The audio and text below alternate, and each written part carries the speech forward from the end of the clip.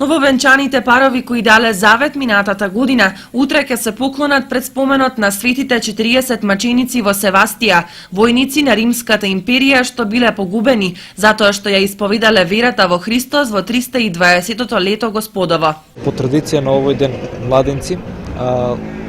роднините, пријателите на оние кои што си имаат венчано во текот на оваа година, одат во нивните домови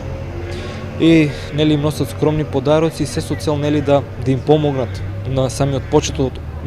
почеток од нивниот заеднички брачен живот. Венчавката е всушност кронисување на богоблагословената заедница на мажот и жената за духовен и телесен раст и умножување, како што благословил и Бог: плодете се и множете се и наполнете ја земјата. А според нели светотечкото учење и предание, бракот сам по себе представува еден вид мачеништво,